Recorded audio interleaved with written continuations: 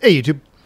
I don't get along very well with tone matrix apps. I have a fascination with all tone matrices, like as far back as the Monome and the original Tenori.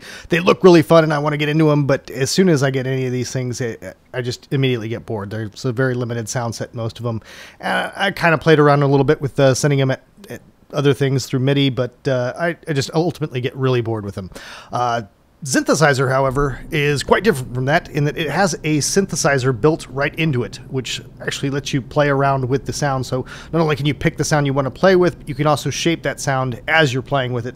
And you can do a lot with this. Like here's an example of some sort of space acid that I've done.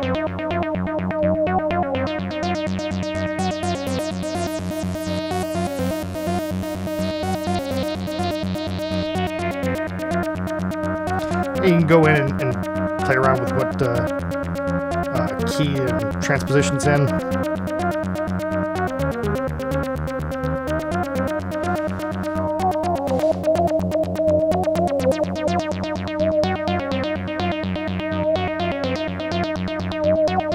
And it's very versatile. It can do all kinds of different types of genres. You have this layout, and whatever you want to throw at it, you got the synth to throw at it.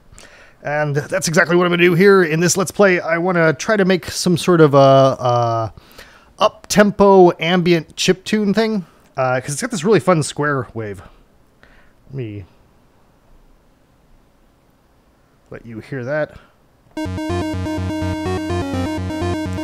It's like a really gritty sort of chiptuney square. So I want to make some ambient out of that.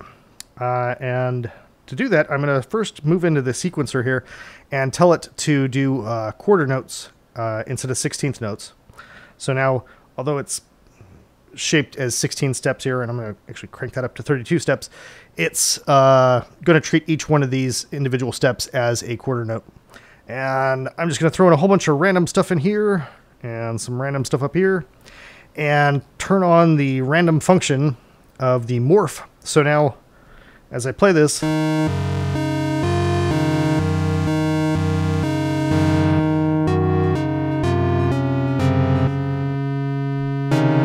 it's going to get better, but I want to show you the morph function here. So as it gets to the end of that, things start moving around just a little bit. It's not doing anything crazy, but it's adding some variety, so that's really fun for ambient stuff. So now that I've got some notes playing, I'm going to try to shape this into the sort of sound that I hear in my head here, which includes a second square.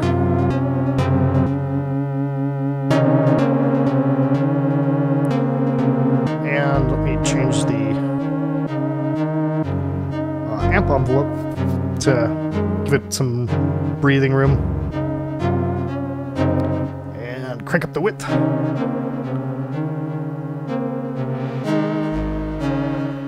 And I want lots of delay and feedback on the delay.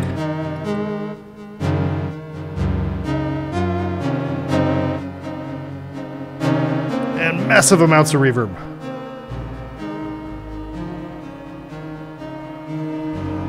That might be too much reverb.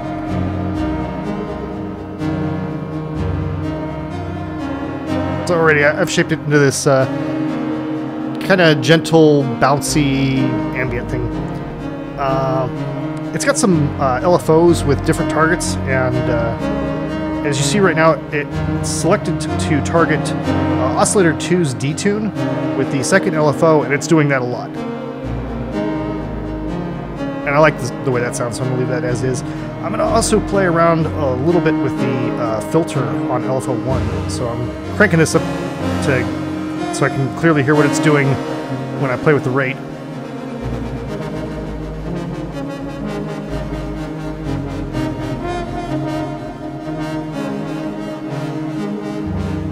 I'm pulling that back down now that I found a rate I like.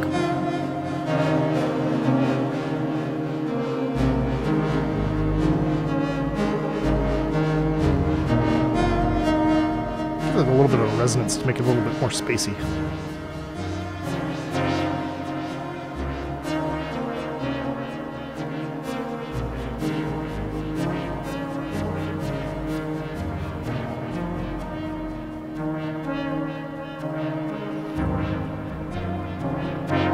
And I've got just a little bit of this decay so that the filter envelope gets hit real fast and then it comes down, so you get the pop as it hits. Although the envelope's probably the amp envelope's attack was too high, so you probably weren't really hearing that.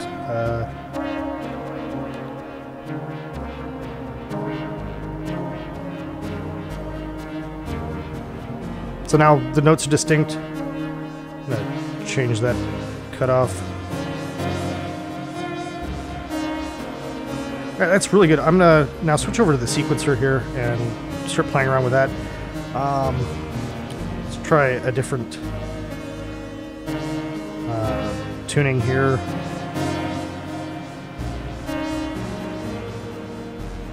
I can't really see it when that's happening, but pay attention to these notes, the note names that are on the left, and they will change as I'm doing this.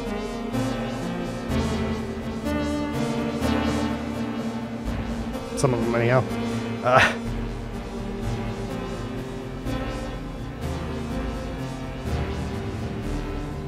I don't know which tuning is appropriate for ambient. I don't do that too often.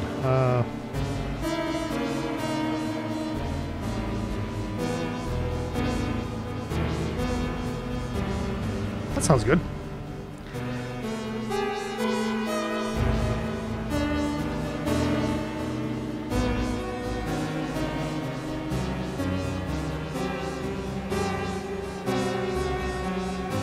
Yeah, I really like that. Okay, so it's fun to go back between the 3 and the 2 on that. I'm gonna leave it in the 3 for now and switch out of all that.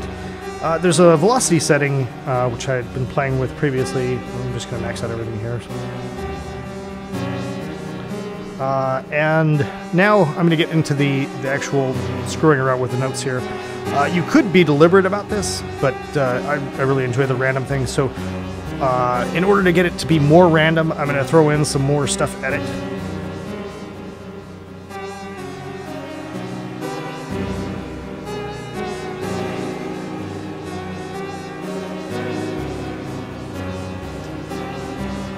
That LFO on the filter isn't working out as I'd hoped.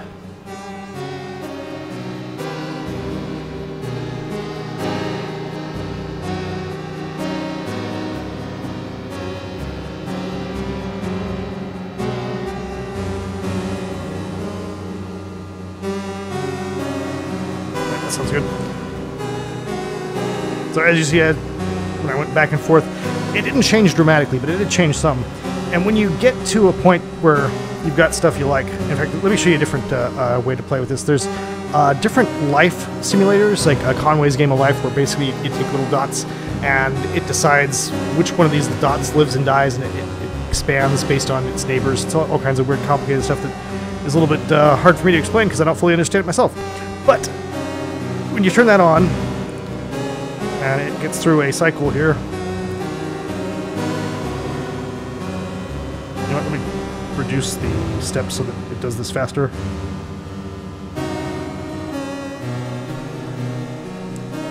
So at the end of every bar, it changes, and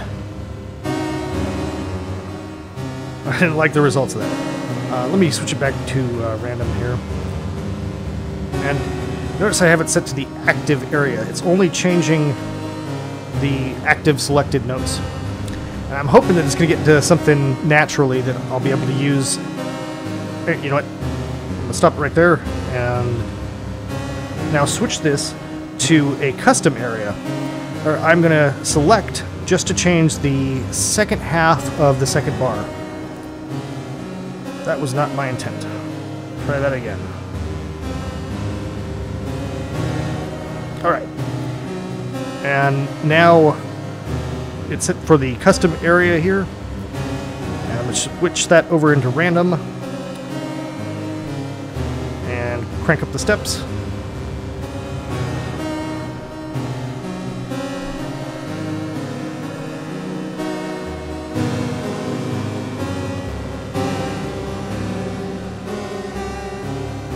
I should not have done that while that was going through. You're going to have to take my word for it. All that just changed. Crank up the BPM just a little bit.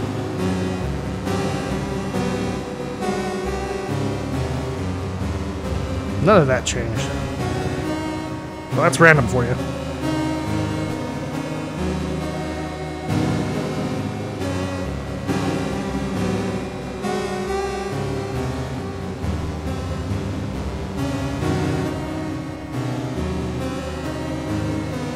gonna choose the chance.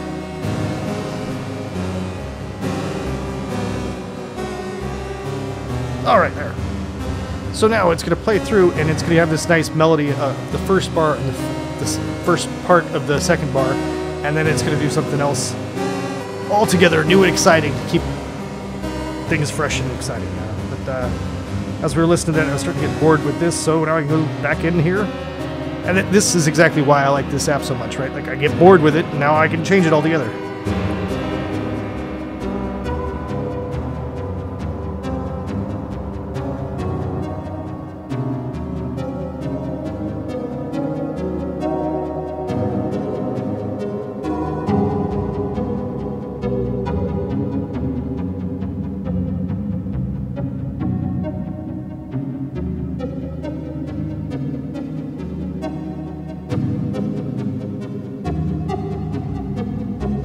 Got a really nice vibe to that.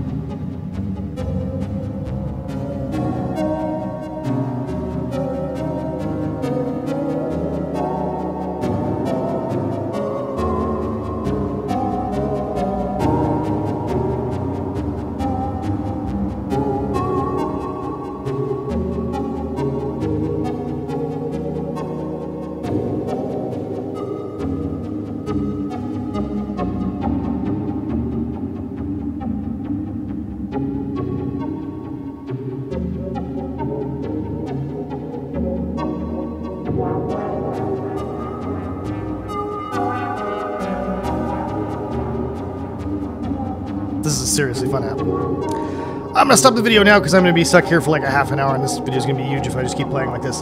So I hope you enjoyed this. Please share, like, subscribe, all the other stuff that every other person on YouTube tells you to do, and also subscribe to me on Patreon. Thank you very much to all of my Patreon patrons who make this possible. In fact, this was suggested in the private Patreon area. One guy wanted to see me play with this, and he was not voted up in the voting that we did for the last video. And I was like, you know what? I like playing with this. I'm just going to do this anyhow. So, the next video will, in fact, be voted on by patrons. So now is the opportunity to subscribe on Patreon, and then you will be able to pick the next video. Take it easy.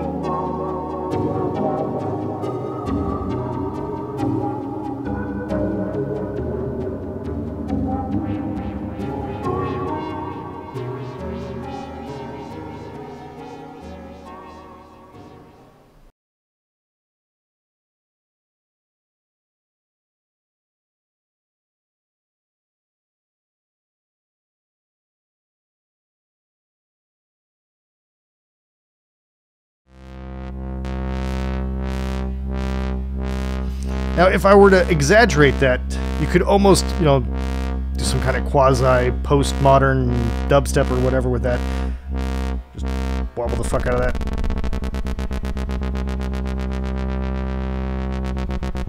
But that's not what I'm trying to do here. So let me figure out a way to make this rich texture work with the lead.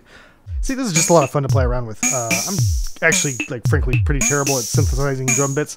I understand all the principles at it, but I don't know. I always seem to like overthink it too much to the point that I just make shit. So this is a much simpler way to approach drum synthesis, and I find it fun. It's actually kind of relaxing because you've got the very simple set of you can do this, and just play around with that and have fun.